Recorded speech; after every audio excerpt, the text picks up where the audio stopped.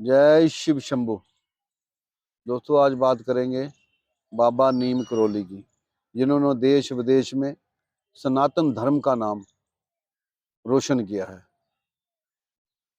ऋषि मुनि जोगी साधु संत बहादुर शूरवीरों की धरती है। इस कर्मा वाली धरती पे कई लाख सूरमा साधु महात्मा पैदा हुए हैं। इनमें से एक नीम करोली बाबा, जिनको दुनिया के जाने माने लोग स्टीव जॉब, मार्क जगबर अपना गुरु मानते हैं। जब श्री प्रधानमंत्री नरेंद्र मोदी जी फेसबुक के हेडक्वार्टर पहुंचे तो मार्क जगबर ने उन्हें बताया कि जब मेरा काम ठीक नहीं था, मेरे साथ कुछ अच्छा नहीं हो रहा था, काम नहीं चल रहा था, फेसबुक में कई प्रॉब्लम आ रही थी, तो मुझे स्टीव जॉब ने कहा कि एक बार आप भारत जाएं और बाबा नीम करोली के धाम कैंची धाम जाएं। उनके कहने पर मैं जब बाबा धाम गया, कैंची धाम गया, वहाँ 2 दिन रहा। 2 दिन रहने के बाद जब मैं वापस आया तो मेरी काफ़ी चीज़ें चेंज होने लगी, काम अच्छा होने लगा, स्थितियाँ चेंज होने लगी और काम अच्छा चलने लगा। इसके अलावा बाबा के भगतों में जूली रॉबर्ट भी, जो लगातार बाबा के दर्शन करने के लिए आती है। बाबा के कई चमत्कार हैं। बाबा का असली नाम, जो परिवार का नाम था उनका, वो लक्ष्मी नारायण शर्मा था। वो वर्ष 1900 के लगभग उनका जन्म हुआ और वो उत्तर प्रदेश के रहने वाले थे। एक दिन उनकी कहानियों से, किस्सों में से, एक दिन बाबा सड़क किनारे बैठे हुए थे और उन्होंने देखा कि एक आदमी उनकी तरफ आ रहा है, तो उन्होंने उसको बुलाया तो उन्होंने कहा, पूरन इधर आओ। अब वो एकदम ऐसा हो गया कि ये मेरा नाम कैसे जानते हैं, परेशान होने लगे। तो बाबा ने ये कहा कि परेशान मत हो, मैं तुझे कई जन्मों से जानता हूँ और जाओ, मुझे भूख लगी है, खाना लेकर आओ। पूरन घर गया। घर जाने के बाद उसने माँ को बताया कि सड़क किनारे एक साधु बैठा है कंबल ओढ़ के, और वो मेरा नाम जानता है और कह रहा कि रोटी लेके आओ, मुझे भूख लगी है। माँ ने उसको रोटी दी जो घर में बना हुआ था।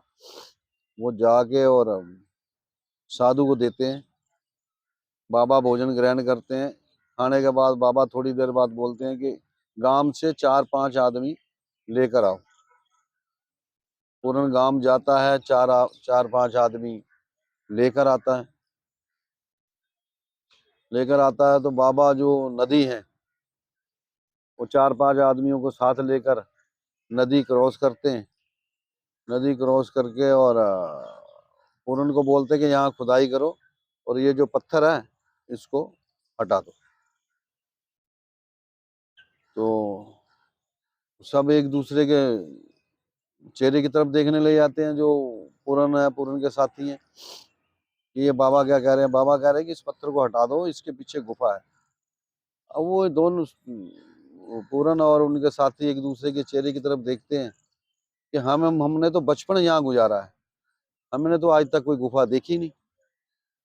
लेकिन बाबा के कहने पे उन्होंने वो जगह खोदी और पत्थर हटाया। जैसे पत्थर हटाया तो पीछे उसके गुफा थी। अब पूरन गुफा के अंदर गया और देखा कि वहाँ चिमटा है, वहाँ पे धुनी लगी हुई है, ऐसा लग रहा है कि किसी ने अभी अभी धुनी लगाई है। तो बाबा ने कहा कि परेशान मत हो, ये हनुमान जी की जगह है। आप ऐसा करो, नदी से जल लेके आओ और इस जगह को पवित्र करो। ये हनुमान जी की जगह है, या हनुमान जी की मूर्ति विराजमान करनी है। सबने ऐसे किया, नदी में से जल भर के लाए, वो जगह को साफ किया। साफ करने के बाद हनुमान जी की मूर्ति जो है वहां विराजमान करी। फिर बाबा ने बताया, फिर बाबा ने पूरन और पूरन के साथियों को बताया कि ये जगह सोमवारी बाबा की तप स्थली है। यही जगह है जिसको कैंची धाम कहा जाता है। यहाँ दुनिया भर के भगत आते हैं। एक बार बाबा दिल्ली के बिरला मंदिर में रुके हुए थे।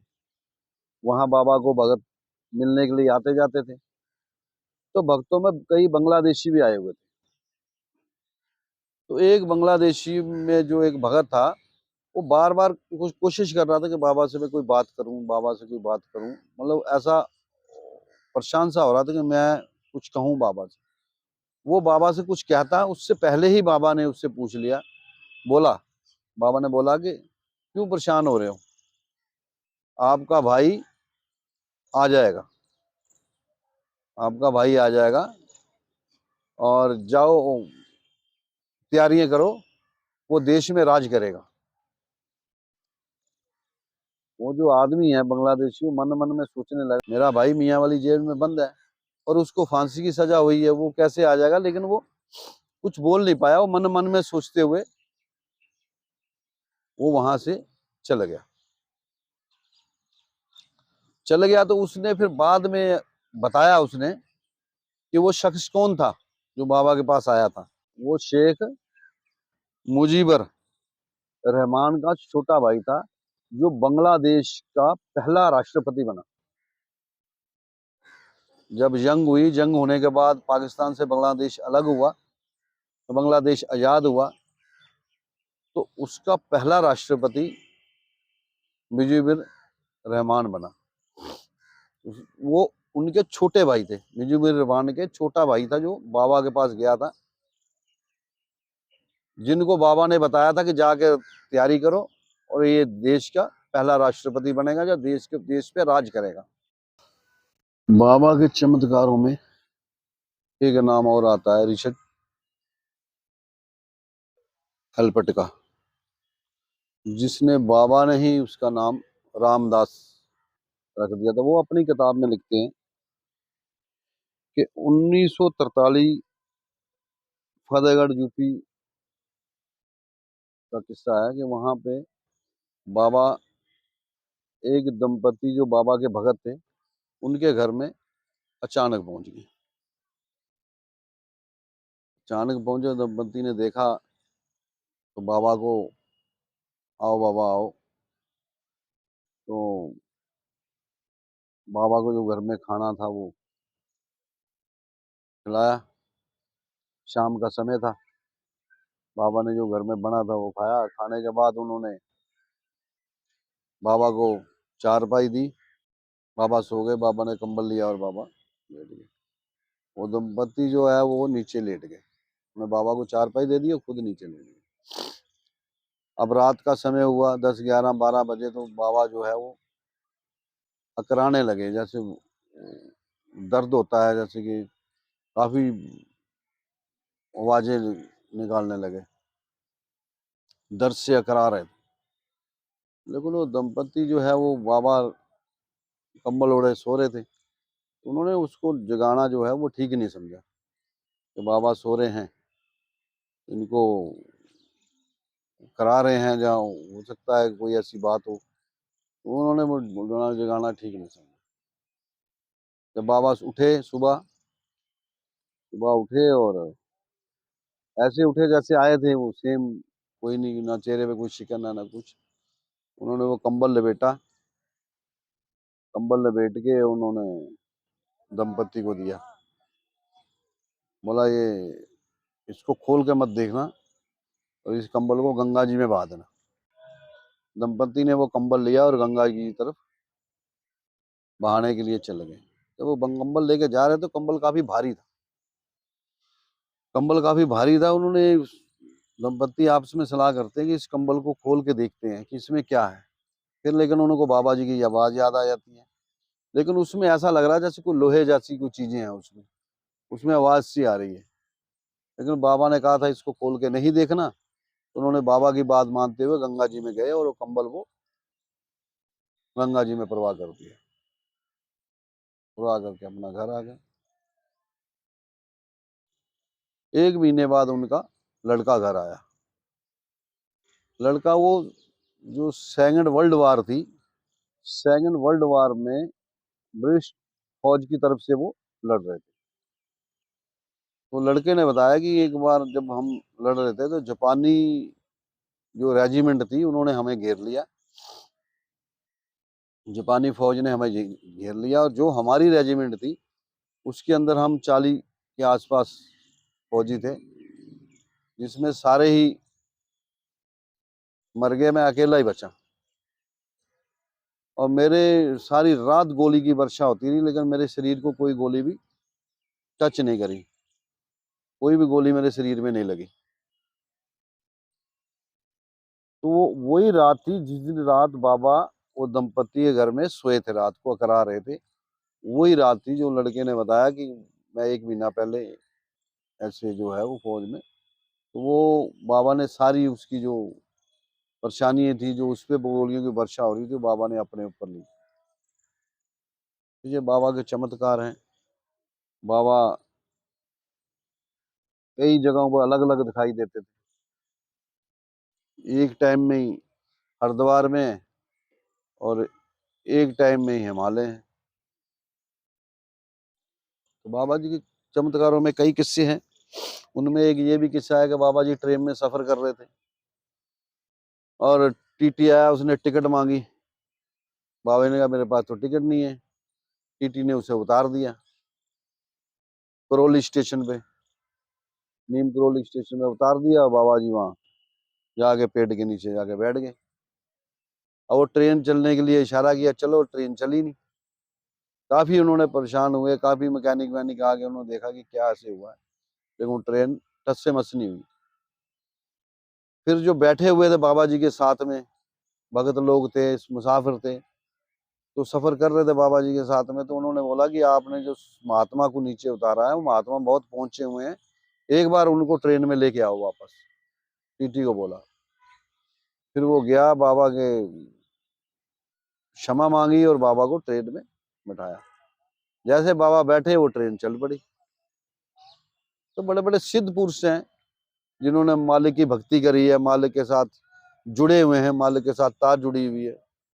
मैंने पहले भी जिक्र किया है रिचर्ड एल्बर्ट का, जिसको बाबा ने नाम रामदास रख दिया था। तो रिचर्ड एल्बर्ट जो है वो कैंची धाम उत्तराखंड आए हुए थे। तो बाबा अपना सत्संग कर रहे थे, बाबा बैठे हुए थे भक्तों के साथ, प्रवचन हो रहा था। तो उसमें प्रवचनों में रिचर्ड एल्बर्ट भी आके बैठ गए।